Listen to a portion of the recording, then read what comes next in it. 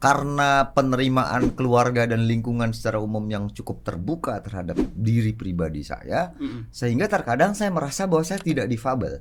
Ada hal yang kami sedang kampanyekan hari ini adalah stop ableism. Stop.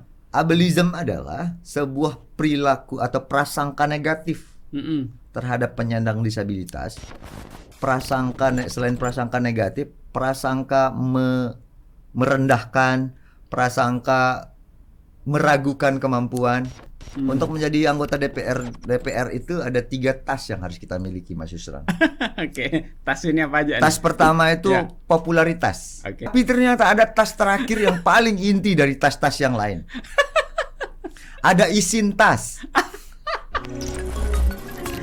Berbagi cerita untuk saling inspirasi. YS Podcast. Assalamualaikum warahmatullahi wabarakatuh. Oke, masih dengan Bajang Tony. Ya, dengan Bang Tony saya berdiskusi banyak hal. Ke depan juga Bang Tony bukan hanya selesai di hari ini. Semoga nanti ada hal-hal lain yang bisa diangkat di YS Podcast. Insyaallah. Semoga apa ya, kalau dikira memang penting untuk mengulik sesuatu dari saya, dari kami di Tulusangan Community, insyaallah saya akan siap hadir. Iya, kita ini sesama konten kreator sesungguhnya. Ya, sama-sama bergerak di bidang konten kreator. Artinya dengan konten mari kita ingin menebarkan energi positif. Insyaallah. Ya, itu ya Bang Tony ya, yang kita ikhtiarkan bahwa melalui konten kita juga bisa berbuat. Betul. Sudah dibuktikan. Bajang Tony sudah banyak terbukti sudah. Artinya dengan konten-konten kita bisa mengajak orang menuju jalan kebaikan. Ya, kita bisa menjadi trigger, menjadi motor penggerak lah. Mudah-mudahan. Ya, seperti itulah harapannya Bang Tony. Bang Tony, melihat gerakan Bang Tony ini, sebetulnya kan ini udah lewat Hari Disabilitas ya. Ya, betul. Ya, ada hal-hal yang menarik sebetulnya kita angkat memang dari yang tidak menjadi perhatian halayak ramai ini. Coba kita ingin angkat Bang Tony. Bagaimana sebetulnya Bang Tony memulai untuk membuka diri. Ya. Kalau di keluarga kan sangat luar biasa penerimaan, bahkan support luar biasa dari Bapak dan seluruh keluarga ya. Keluarga secara umum. Secara umum. Nah, mulai di luar secara terbuka. Seperti apa Bang Tony memulainya? Berawal dari waktu itu saya menjadi anak negara ya. Diutuslah di sekolah untuk penyandang disabilitas fisik. Waktu itu di Makassar 2 tahun. Ya. Itu di awal 2004 sampai dengan akhir 2005. Selama 2 tahun di Makassar baru mulailah terbentuk sensitivitas disabilitas. Artinya dulu ketika saya di Lombok, dari masa kecil sampai dengan usia remaja, usia 19-20 ke atas, itu saya belum pernah bertemu dengan begitu banyak ragam disabilitas.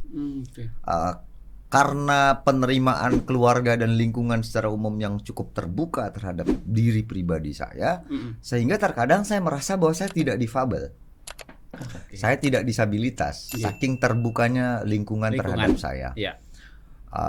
Sehingga ketika saya bertemu dengan lingkungan yang eksklusif, di mana di situ ada teman-teman disabilitas begitu banyak, saya mulai berpikir, wow, ternyata ada begitu banyak orang-orang yang teman-teman yang jauh lebih secara kedisabilitasannya, mereka jauh lebih berat dari saya.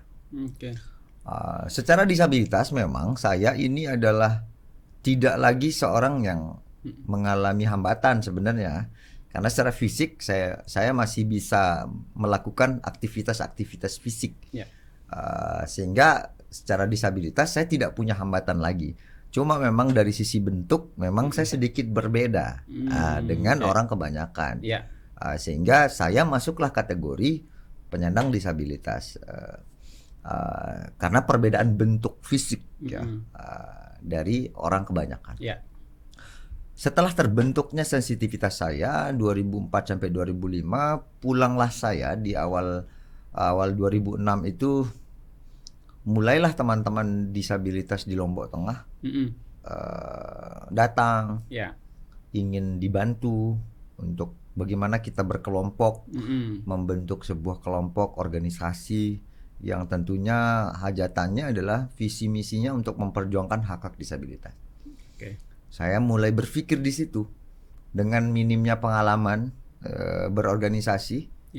Walaupun dulu pernah mungkin sedikit mengenyam organisasi di kampus waktu itu, tapi masih minim sekali. Tapi saya berusaha untuk bagaimana menjembatani teman-teman yang memang ingin disuarakan hak-haknya.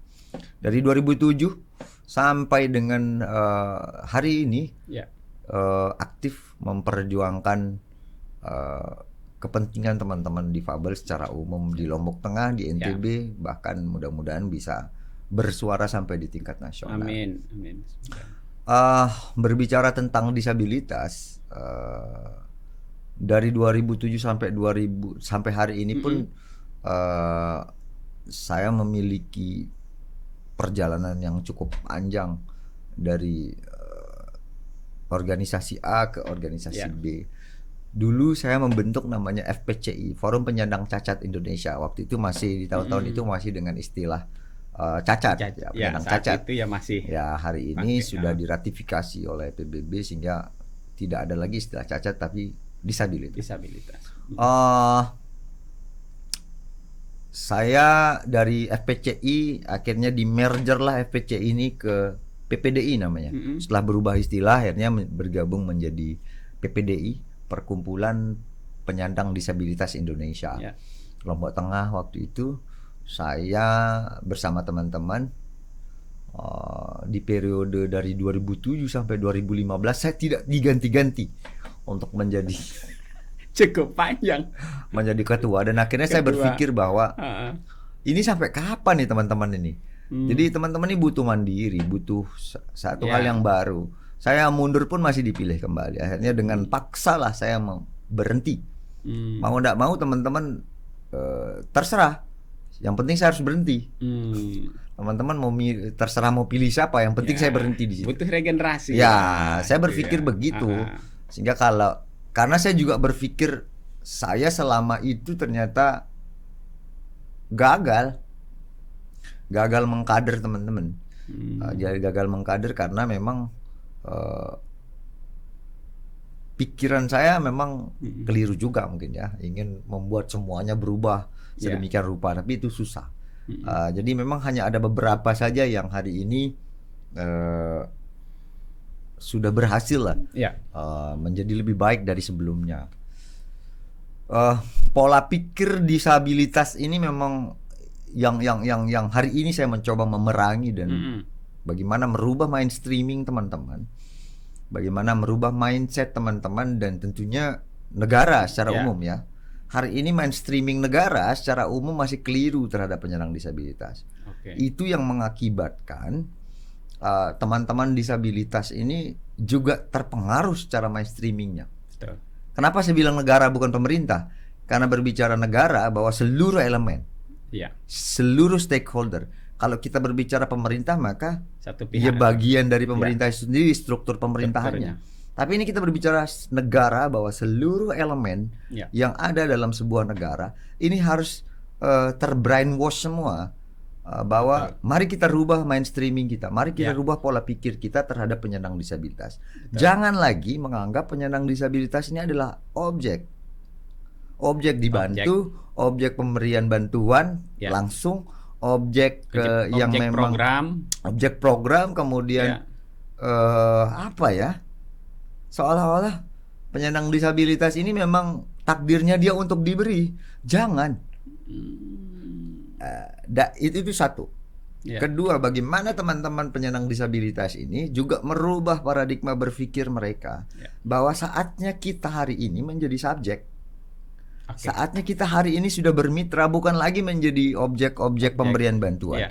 Kapan lagi kalau teman-teman sampai kiamat lah, kalau kita tidak merubah pola pikir kita, maka kita akan selalu tangan di bawah. Dan menjadi objek itu tanda kutip biasanya kecenderungan objek itu terzalimi. Gak enak. Pertama dia akan cenderung objek ini adalah ada manipulasi di situ, Eksploitasi. ada eksploitasi di situ, ada banyak hal-hal negatif yang mengakibatkan menjadi objek itu tidak menarik bagi saya. Betul. Saatnya hari ini penyandang disabilitas menjadi subjek, mitra bagi siapapun. Dan tentunya yang paling utama adalah bagaimana menguatkan diri kami masing-masing. Ya. Diri dari kapasitas dari penyandang disabilitas di seluruh dunia, di seluruh Indonesia secara umum. Kalau dunia mungkin ya janganlah. Indonesia dulu lah, ataupun Lombok dulu lah. Ya. Bagaimana kapasitas penyandang disabilitas di Pulau Lombok ini kuat dulu nih. Kalau di pikiran mereka masih ingin selalu menjadi objek, maka susah. Ya, selamanya Selamanya. seperti itu, Bang Tony. Tetapi untuk menjadi subjek, teman-teman penyandang disabilitas di Pulau Lombok ini harus kuat dulu. Di NTB ini harus kuat dulu. Pertama dari sisi pendidikan. Betul. Kedua, kalau pendidikannya sudah kuat, sudah baik, tentunya orang tidak akan lagi memandang sebelah mata. Ya, karena sudah setara. Ya. Apalagi yang membedakan gitu Nggak ya. bisa. Bang Tony, saya pernah diskusi dengan Mbak Fitri. Mbak Fitri. Ya. Terkait kegusaran. Gusar. Artinya memang secara policy sudah ada peraturan ini itu gitu. Cuman pada dataran eksekusi ini yang sering sekali menjadi kendala. Nah, bahkan ya saya diskusi cukup menarik dengan Mbak Fitri itu gini. Bisa nggak kira-kira teman-teman ini berada di lingkup yang eksekutor, saya bilang. Artinya yang membuat policy itu maju dewan. Ya. Saya kan sampai seperti itu dan Mbak Fitri menyatakan ya saya akan maju berikutnya, Mas Yusron katanya. Saya akan tunjukkan bahwa kita ya teman-teman ini bukan tadi hanya dilihat sebagai objek. Bang Tony, ada keinginan nggak? Kalau berbicara keinginan untuk menjadi orang yang ada di sistem itu sendiri, 2 periode saya pernah mencoba, Mas Yusron. 2014 saya pernah mencoba maju menjadi calon anggota DPRD Kabupaten. 2019 saya sudah pernah coba lagi untuk menjadi calon anggota DPRD Provinsi Nusa Tenggara Barat melalui Dapil 7. Waktu itu 2014 di Dapil 1. Tapi memang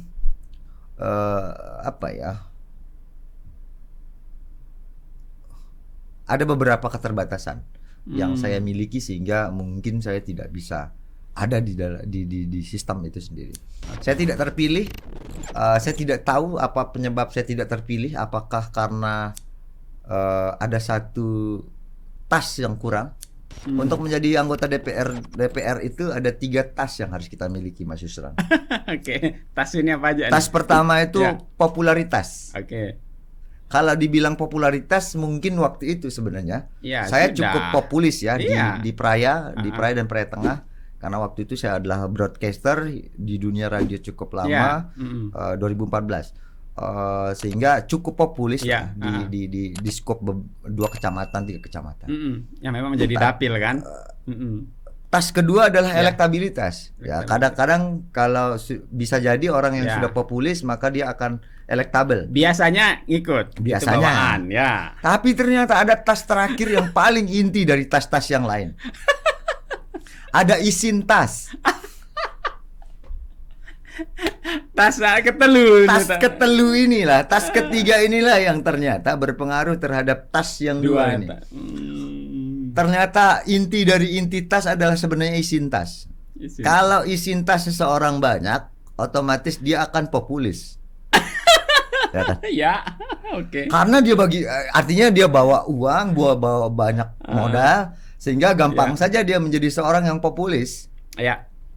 Dia gampang memiliki infrastruktur politik. Mereka punya privilege secara keuangan sehingga mereka akan berpengaruh terhadap popularitas mereka. Kedua, karena mereka punya isin tas yang cukup banyak sehingga mereka akan elektabel nih. Karena memang kondisi pemilih hari ini materialistisnya udah tingkat sudah tingkat akut parah. Kalau dibilang pemilih kota adalah pemilih yang realistis, ada, tetapi persentasenya kecil. Sehingga materialis ini menjadi pemilih terbesar. Sehingga itu yang cukup membuat kesulitan bagi orang-orang yang memang ingin masuk di situ, merubah sebuah keadaan, tetapi karena tidak punya modal yang cukup sehingga berat sekali untuk bisa masuk di dalam sistem itu.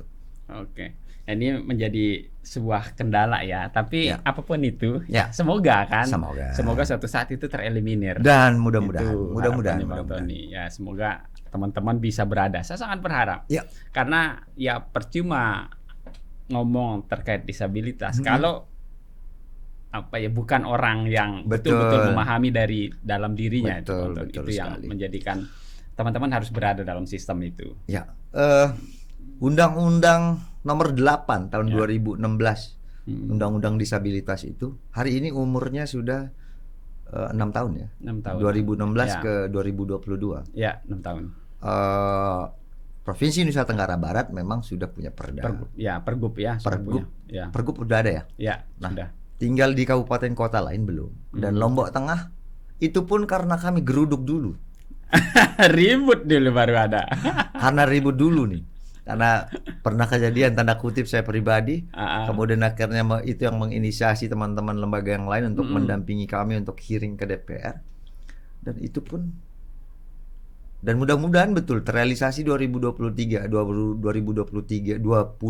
ini ada perda terkait tentang disabilitas di Lombok Tengah. Amin. Artinya itu pun kami meminta untuk rumusan-rumusan perda itu ya minimal melibatkan beberapa dari kami lah. Walaupun bukan saya. Kalau memang tidak saya, tapi ada teman-teman difabel yang lain, disabilitas yang lain yang tentunya keinginannya, kebutuhannya ingin mereka sampaikan di situ, terakomodir oleh perda itu. Sangat luar biasa Bang Tony. Ini kan keinginan teman-teman ini, saya kalau tidak memiliki wadah. Tidak memiliki motor, tidak terorganisir dengan baik, maka ini juga akan lemah. Percuma bunyi sana sini tong, tapi bunyi sendiri. Betul. Nah, beda. Kumpulkan, terorganisir dengan cukup baik, satu saja yang ketok nanti sehingga bisa begitu didengarkan. Kita butuh media. Terutama saat ini adalah ketika media sosial. Betul. Nah, gimana sebetulnya gerakan teman-teman ini agar mohon maaf, seperti segmen sebelumnya ya, bukan berarti kita ingin dilihat atau sok-sokan di depan media gitu ya. Tapi ada hal lain yang kita inginkan gitu. Kalau kita bisa membicarakan penyetaraan hak-hak itu seperti apa sekarang sebetulnya yang dipenuhi di daerah terutama, Bang Tony? Berbicara hak-hak penyandang disabilitas masih banyak sekali yang memang belum terakomodir. Yang hari ini teman-teman fokus berbicara hanya baru satu isu saja belum bisa dengan baik terakomodir. Misalnya isu aksesibilitas. Aksesibilitas itu masih jauh, belum bisa merata. Teman-teman kursi roda yang menggunakan kursi roda masih kesulitan di beberapa kantor layanan masyarakat, di tempat-tempat umum masih cukup kesulitan. Teman-teman dengan gangguan sensorik penglihatan juga masih sangat kesulitan untuk mendapatkan akses. Apalagi teman-teman dengan tuli, dengan gangguan pendengaran dan gangguan berbicara, itu masih sangat sulit juga untuk mendapatkan fasilitas berupa akses. Contoh informasi-informasi yang hari ini teman-teman tuli misalnya, masih banyak kok tempat-tempat publik yang masih menggunakan sarana informasi via sound, suara. Belum ada yang melengkapinya dengan tulisan berjalan lah, ataupun dengan petunjuk-petunjuk arah yang bisa membuat teman-teman tuli bisa mengakses informasi itu dengan baik. Itu baru satu aksesibilitas. Belum lagi berbicara tentang isu yang lain.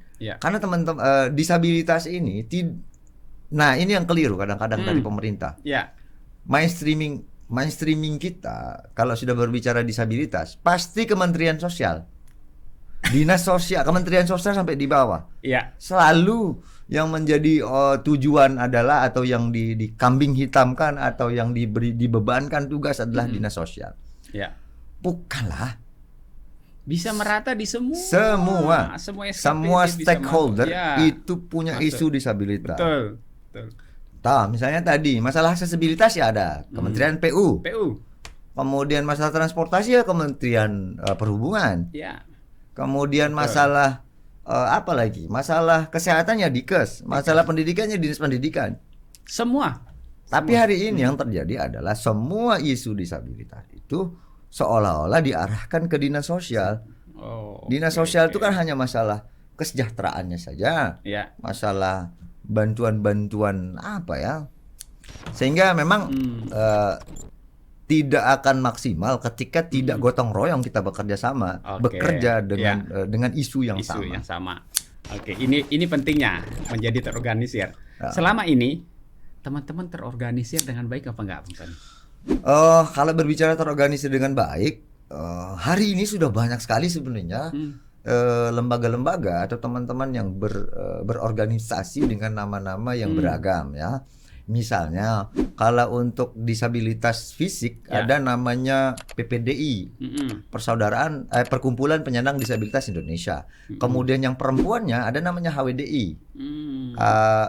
Untuk PPDI provinsi itu ada Pak Asim Barnas ketuanya. Kemudian untuk himpunan wanita disabilitasnya ada Mbak Sri Sukarni.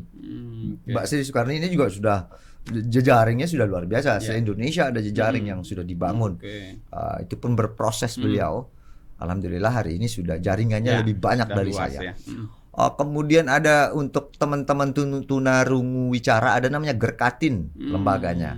Kemudian untuk teman-teman penyandang tunanetra ataupun sensorik penglihatan itu ada namanya Pertuni. Ya, Pertuni. Kemudian ada Persaudaraan Tunanetra Muslim Indonesia. Ada juga. Kemudian di samping itu ada juga lembaga-lembaga yang fokus. Misalnya teman-teman di Lidi Foundation. Ada namanya Lidi Foundation, di situ ada Mas Wisnu yang berbicara isu disabilitas. Kemudian di Henry Foundation ada Bang Samsul. Dengan Henry Foundation divisi difabelnya. Kemudian saya dengan Tulus Angan Community-nya, Yayasan Tulus Angan Indonesia yang berbicara juga tentang isu disabel. Jadi sebenarnya udah banyak ya? Sudah banyak. Jadi peran-peran lembaga-lembaga difabel di luar daerah juga cukup banyak yang akhirnya mengintervensi programnya sampai ke NTB. Misalnya ada teman-teman Sabda Yogyakarta itu atau teman-teman Sigap yang mereka memang fokus berbicara tentang legacy, mereka juga fokus tentang pemberdayaan. Sehingga misalnya ketika berbicara tentang disabilitas berhadapan dengan hukum misalnya, baik itu menjadi korban atau pelaku, ada teman-teman dari Sabda yang cukup intens memberikan membuat sebuah program di NTB ini bagaimana harmonisasi antara seluruh APH dengan stakeholder yang terkait, sehingga bagaimana kita merumuskan satu policy yang terbaik untuk penyandang disabilitas. Nah, ini dia ya, pada akhirnya semua mari kita kan guyup. Nah, mau guyup sehingga ya dampak atau manfaatnya kita tidak menginginkan hanya yang bantuan langsung, tapi yang berkepanjangan. Ya, sustainable inilah yang sebetulnya. Misalnya di Kementerian Tenaga Kerja. Di situ diberikan misalnya kita punya MotoGP. Ada akses lah ke situ untuk barang-barang yang dihasilkan oleh teman-teman. Jadi selama ini yang membuat miris dengan label berjualan ini karya dari itu yang nggak enak loh buat teman-teman. Jadi nggak mau teman-teman itu dilabelkan ini karya disabilitas, sehingga yang beli itu mohon maaf atas dasar kasihan. Teman-teman nggak suka itu. Jadi teman-teman ingat ya ini profesional kami ciptakan. Nah cuman buatkanlah akses sehingga kami bisa masuk barang, kami bisa masuk ke sana. Nah inilah yang dipentingkan ke depannya. Kami hari ini sedang fokus berbicara tentang inklusif ya. Inklusif. Inklusif itu kesetaraan. Inklusif itu berbicara tentang memberikan kesempatan yang sama. Artinya bahwa kami tidak ingin ada perlakuan eksklusif. Kami sedang mengkampanyekan itu dan teman-teman disabilitas juga harus paham bahwa gerakan inklusi ini bahwa ini gerakan kita membangun diri untuk menjadi lebih baik, menjadi setara. Jangan pernah mau lagi dieksklusifkan. Ketika kita menginklusifkan diri, maka teman-teman disabilitas juga harus terbuka untuk siapapun. Mendirikan sebuah lembaga disabilitas, misalnya ada perkumpulan penyandang disabilitas, ada himpunan wanita disabilitas, ada lembaga-lembaga yang bergerak di isu disabilitas, tentunya juga harus inklusif. Buka diri untuk teman-teman yang non disabilitas untuk masuk di situ juga. Betul. Kemudian buka diri untuk membangun kapasitas diri untuk bisa setara. Ya. Jadi disabilitas inklusif itu adalah bagaimana ketika ada hambatan secara fisik bagi penyandang disabilitas, maka penuhi hambatan itu. Ya. Sempurnakan hambatan itu sehingga kami tidak ada lagi hambatan. Baru itu namanya inklusif. Bukan dengan membukakan kami jalan. Oh ada penyandang cacat lewat nih, kasih jalan. Enggak seperti itu. Atau kayak tadi, ada perlakuan istimewa yang mengakibatkan juga kadang-kadang itu menghambat kesempatan orang lain juga. Berarti kami juga zolim dong. Betul. Ketika kami diberikan akses sangat spesial sehingga menghambat orang lain juga. Betul. Ada hal yang kami sedang kampanyekan hari ini adalah stop ableism. Stop. Ableism adalah sebuah perilaku atau prasangka negatif terhadap penyandang disabilitas. Selain prasangka negatif, prasangka merendahkan, prasangka meragukan kemampuan. Ya. Karena ableism ini adalah belum ngapa-ngapain orang sudah curiga nih. Ya. Kamu nggak bisa nih kayaknya. Susah. Kamu ini nggak bisa. Bisa apa kamu? Pikiran itulah yang membentuk perilaku diskriminatif. Ketika semua orang, ableism ini memang semua manusia pernah merasakan berpotensi untuk mengalami tindakan ableism. Betul. Lebih-lebih penyandang disabilitas. Artinya ketika semua orang mulai terbuka pikirannya untuk mencoba memberikan kesempatan dulu nih. Betul. Setelah dicoba baru mereka nggak mampu, ya sudah. Kami juga tidak akan memaksakan di situ. Kami tidak akan memaksakan di sesuatu hal yang kami tidak bisa. Ya. Karena tadi ada perlakuan spesial. Jangan coba-coba lah kalau memang tidak mampu, paksa diri namanya. Tapi ketika kami mampu melakukan sesuatu itu dan kami diragukan dan kami tidak diberikan kesempatan mencoba, disitulah diskriminatif. Nggak fair. Ya, sangat luar biasa. Ya. Di sini baru saya dapat penjelasan yang komprehensif. Artinya ya tidak ingin dispesialkan, tapi berilah akses. Ya. Ini yang penting, sehingga dengan akses kan keterbatasan itu dilewati. Misalnya, ini contoh konkretnya begini. Mohon maaf, tempatnya Mas Yusron ini belum aksesibel. Betul. Karena kita di lantai 3 nih, lantai 2 ya. Kan susah nih. Betul. Teman-teman yang menggunakan kursi roda untuk mengakses ruangannya Mas Yusron sangat kesulitan. Betul. Sehingga itulah satu contoh. Misalnya di akses publik, pelayanan publik yang lain lah. Betul. Ini kan bukan pelayanan publik nih. Ya, jadi saya tidak bisa menjudge Mas Yusron nih untuk harus aksesibel rumahnya. Aksesibel itu nanti podcastnya kita pindah di bawah. Ya, itu baru aksesibel. Misalnya ada teman-teman disabilitas yang tidak diterima bekerja di satu tempat karena dia tidak bisa jalan ke sana. Misalnya. Ya. Karena dia pakai kursi roda, maka nggak usah diterima bekerja di sini karena dia pakai kursi roda. Karena kantor kita nggak mungkin bisa dinaiki sama dia. Ataupun ini konkret begini contohnya. Ya artinya sebenarnya secara kapasitas bekerja dia mampu, tapi hanya hambatannya karena dia bisa mengakses ke sana. Kemudian yang paling penting adalah teman-teman dengan gangguan sensorik, penglihatan, tunanetra. Jangan salah ya, teman-teman tunanetra itu adalah orang-orang yang sangat luar biasa. Artinya hari ini mereka bisa, ketika dilihat dari jauh, masa iya sih bisa kerja di depan komputer? Padahal mereka bisa lah. Karena perilaku ableism tadi, kadang-kadang kita tidak berikan kesempatan kepada mereka. Hari ini sudah dilengkapi dengan voice, aplikasi yang bisa mengeluarkan suara dan sebagainya. Betul. Sehingga sebenarnya mereka tidak ada kendala sama sekali. Banyak hal yang mereka mampu untuk melakukan yang secara kasat mata melihat mereka itu tidak mampu pada dasar, tapi sebenarnya mereka mampu. Teknologi sudah sangat ramah. Betul. Dan mudah-mudahan tinggal manusianya yang belum ramah nih. Nah, mudah-mudahan teknologi sudah ramah dan manusia mulai ramah terhadap disabilitas. Amin. Ini sangat luar biasa nih sahabat Yas Podcast ya. Jadi penjelasan tadi menurut saya ya paripurna lah. Insya Untuk Allah. kita ini langkah pertama kita untuk merubah mindset nih. Betul. Merubah cara berpikir kita bahwa apa yang diinginkan teman-teman disabilitas ya seperti tadi, bukan untuk dispesialkan, tapi berilah akses. Ya. Ya, sehingga ada kesetaraan nantinya, inklusi. Ya, inklusi yang dia. Nah, terakhir Bang Tony bisa disampaikan apa kira-kira ke depan yang sebagai closing statement yang apa goal ke depan yang ingin disuarakan ini oleh Bang Tony dan teman-teman? Goal ke depan adalah ternyata penyandang disabilitas yang terdidik ini ada hanya sekian persen, bagian kecil dari seluruh penyandang disabilitas. Okay. Dan harapan kami adalah semoga semua penyandang disabilitas, khususnya di Provinsi Nusa Tenggara Barat, mulai membuka diri, mulai terbuka, terutama orang-orang tua di rumah, bahwa masa depan anak-anak Anda ada di tangan para orang-orang tua.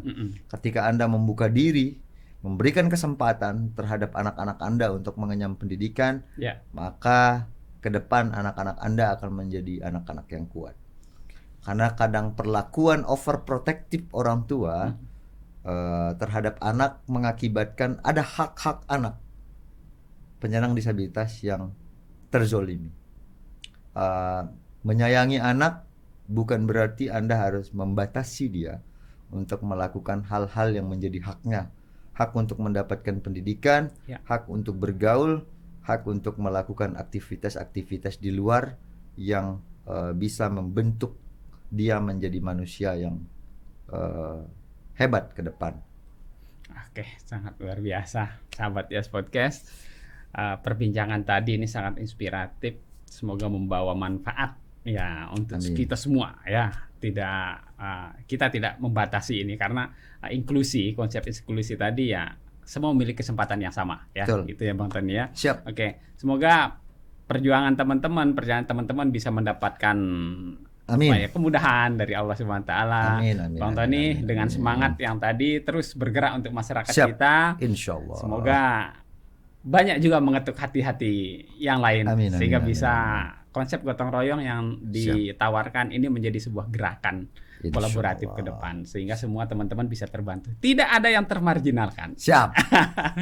Terima kasih atas Sama-sama. hadirnya di ES Podcast, sangat luar biasa kesempatan Bang Tony hadir di sini. Semoga membawa berkah untuk kita semua, terutama buat generasi yang akan datang. Semakin banyak subscribernya, semakin banyak viewernya, maka akan semakin banyak orang yang akan tercerahkan dengan channel YS ya. Ya, YS Podcast. YS Podcast ya. Semoga channelnya Bang Tony juga ini ya, ada channel Bang Tony ya, tolong diikuti ini juga nih, ada TikToknya @bajangtony_papu rock roll. Nah, kemudian ada juga nih YouTube-nya Bajang Tony dan Ama Ohan. Nah, ini juga banyak memberikan hiburan di channel YouTube-nya ya. Channelnya masih ada hiburan-hiburan, jokes-jokes yang komedi-komedi yang mudah-mudahan minimal komedi-komedi itu bisa menghibur hati yang lara lah. Nah, luar biasa. Oke, ikuti ya channel YouTube-nya juga. Demikian sahabat Yes Podcast yang bisa saya bahas, sangat luar biasa.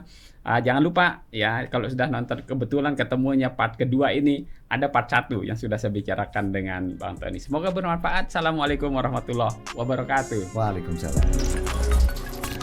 Berbagi cerita untuk saling inspirasi. YS Podcast.